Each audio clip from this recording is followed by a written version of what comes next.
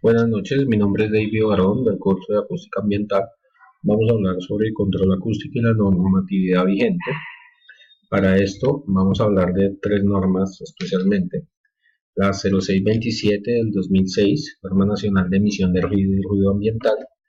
La 8321 de 1983, Norma sobre la protección y conservación de la audición, de la salud y el bienestar de las personas por causa de la producción y emisión de ruidos. Y la 6918 del 2010, que nos da la metodología de medición y niveles de ruido al interior de las edificaciones generados por la incidencia de fuentes fijas de ruido. Empezamos con la norma nacional de emisión de ruido y ruido ambiental, la 0627 del 2006. Su objetivo, su finalidad principal es definir los parámetros principales de cómo se deben medir los niveles de emisión de ruido y de ruido ambiental para tener control de la contaminación del mismo. Esta norma toca 5 puntos, tiene 5 características importantes, en las cuales nos habla sobre cómo hacer la medición de la emisión de ruido y el ruido ambiental. Nos habla sobre los equipos de medida que hay que usar, los mapas de ruido, el informe técnico que debemos hacer y los planes de contaminación. En la medición y emisión de ruido y ruido ambiental, esta nos establece los parámetros de los estándares máximos permisibles de niveles de emisión de ruido. También nos habla sobre unos sectores y subsectores con los cuales podemos establecer dichas mediciones. Tenemos por lo menos como por ejemplo el sector A, que es un sector de tranquilidad y silencio. El sector B, tranquilidad y ruido moderado. En el de tranquilidad y silencio tenemos hospitales, bibliotecas, sanatorios, hogares geriátricos. Y en el sector B hay subsectores que son las zonas residenciales, hotelerías, hospedajes, universidades, colegios y en fin. ¿Sí? También este ruido que es generado por vehículos automotores, motocicletas, aeronaves en los aeropuertos, eh, todos estos tienen unos estándares máximos permisibles. Si alguno de estos no cumple con estos estándares, la norma dice en esta parte de la medición que se deben instalar sistemas de atenuación que aseguren el cumplimiento de estos estándares permitidos. Nos habla sobre los mapas de ruido. Los mapas de ruido es un instrumento que permite visualizar el estado ambiental de contaminación de ruido o por ruido y proyectar soluciones a las problemáticas que se encuentran. El trazado de los mapas nos puede mostrar las áreas con un ruido similar o las intersecciones de estas áreas donde la combinación de estos ruidos también nos lleguen a sobrepasar estos límites estipulados. También nos habla sobre los equipos de medida. En la norma nos exige que se debe contar con unos equipos específicos y deben de estar de acuerdo al nivel de presión sonora que se requiera medir, ¿sí? Ya sean sonómetros, pistófonos, calibradores, pantallas antiviento, micrófonos, en fin. Nos indica también que para realizar estas mediciones en el sitio de medida los equipos deben de estar calibrados antes con unas condiciones similares a donde se va a tomar la medida.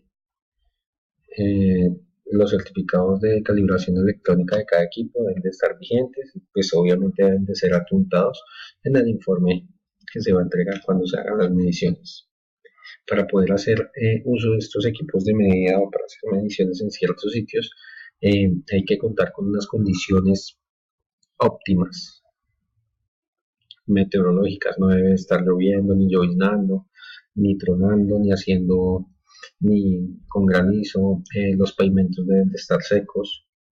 No debe haber mucho viento. La velocidad del viento no puede superar los 3 metros por segundo. Y igual la velocidad del metro hay que medirlo utilizando un anemómetro. Después de todas estas mediciones, pues nos indica que debemos hacer un informe técnico, y este informe técnico debe tener ciertas especificaciones y ciertos datos contemplados, como son el nombre, la fecha, la ubicación, el propósito, la norma, el equipo de medición, la calibración, condiciones atmosféricas, procedimientos, los resultados numéricos, la descripción de los tiempos, conclusiones, y todo este informe debe estar disponible para la revisión y evaluación por parte de las autoridades competentes.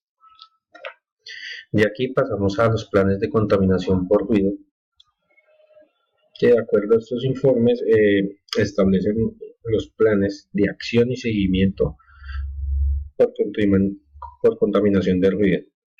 Nos establece el nivel de ruido que se debe corregir y ajustar de acuerdo a los parámetros que tenemos permitidos. Se establecen también los procedimientos para la medición de las emisiones de ruido y para las emisiones de ruido ambiental. La autoridad ambiental correspondiente debe especificar claramente los objetivos que motivan a la realización de todas estas mediciones o de todos los estudios que se van a ejecutar. También la norma indica las áreas donde se deben realizar las mediciones, qué es lo que deben abarcar o qué sectores deben abarcar con sus respectivos subsectores, y para saber si están cumpliendo los niveles máximos permisibles. Determina las distancias máximas para la ubicación de sitios de medida. Establece también la frecuencia de los procesos de medición, el número de horas diurnas y nocturnas durante las cuales se efectúa la toma de mediciones. Define los horarios de medición diaria, semanal y mensual. En general, esta norma nos habla de todas las mediciones o todas las normativas que rigen la parte ambiental, la cual está fundamentada por las autoridades ambientales, las cuales son las que determinan estos parámetros. Pasamos a hablar de la norma sobre la protección y conservación de la audición para la salud y el bienestar de las personas por causa de la producción y emisión de ruidos, la norma 8321 de 1983. Su finalidad u objetivo es establecer los límites permisibles y la clasificación por zonas para prevenir y controlar las molestias, las alteraciones y las pérdidas auditivas ocasionadas en la población por contaminación gracias a la emisión de ruido, controlando la emisión del mismo hacia las zonas habitadas. Las características de la norma que más son relevantes, pues nos indica que está regida por el Ministerio de Salud, que es una de las más importantes. Nos habla también de que tiene una clasificación por zonas, que las cuales son 4 zonas: la zona residencial, la comercial, la zona industrial y la zona de tranquilidad.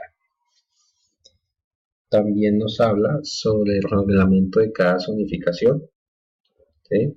Nos establece las normas para las fuentes emisoras de ruido, sobre lo que se puede y no pueden realizar los propietarios, que dependiendo lo que afecte a los habitantes o las zonas aledañas y que no vaya a afectar la salud de las personas que estén habitando la zona.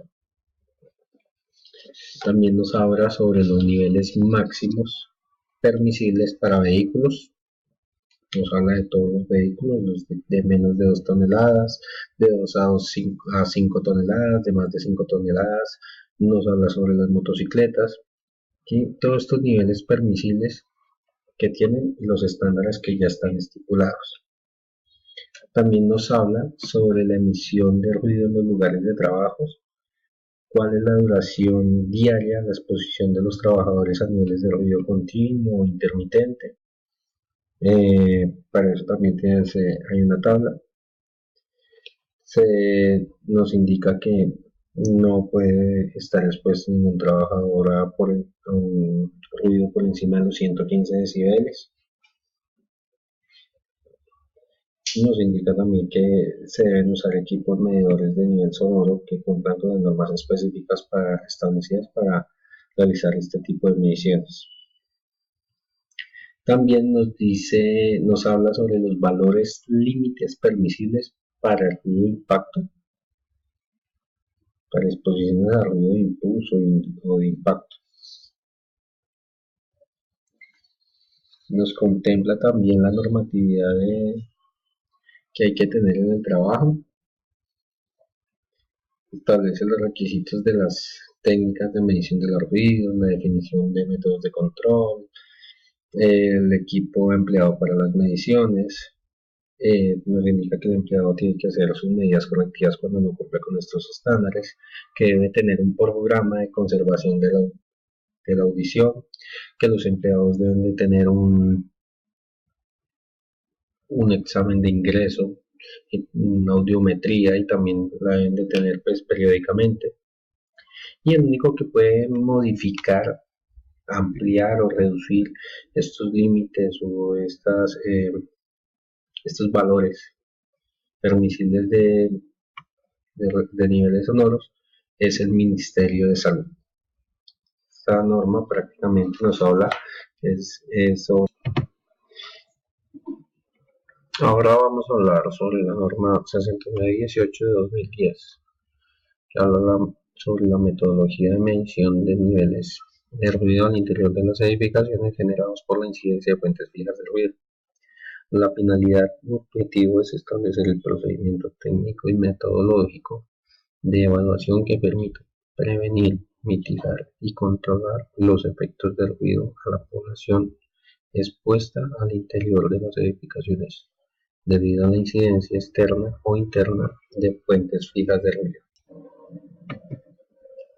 Las características de la norma es que pues inicialmente esta norma hace un resumen de todas las normas de ruido general, donde prácticamente cita algunas, como el decreto 2811 del 18 de diciembre de 1974, la resolución 8321 de 1983, la ley 715 del 21 de diciembre del 2001, la ley 99 de 1993 y el decreto 948 de 1995. El desarrollo de la norma como tal es establecer valores permisibles del ruido y estos se adoptan como máximos permisibles de ruido al interior de edificaciones receptores, los valores límites establecidos por la Organización Mundial de la Salud en horario diurno y el valor máximo permisible en zonas residenciales en horario nocturno establecido por la resolución 8321 de 1983. También nos establecen los estándares máximos permisibles de niveles de ruido al interior de edificaciones. Esta norma es muy similar a la 0627 de 2006 en cuanto a las definiciones de términos y algunos procedimientos.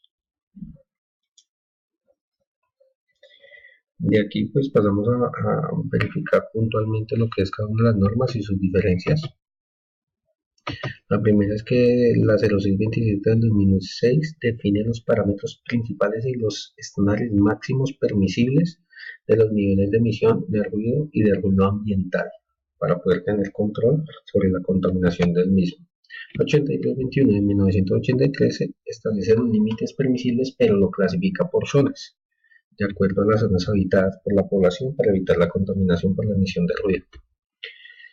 Y la 6918 del 2010 es un resumen de la normatividad por ruido, donde señala ejemplos de causas de tutelas de las personas en contra del ruido, indica también las entidades de control que hacen cumplir las normas y también establece los límites máximos permisibles de niveles de ruido al interior de edificaciones receptoras por incidencia de ruido generado por fuentes fijas.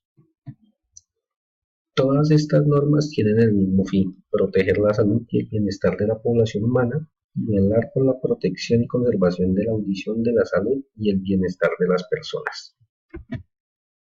Muchas gracias.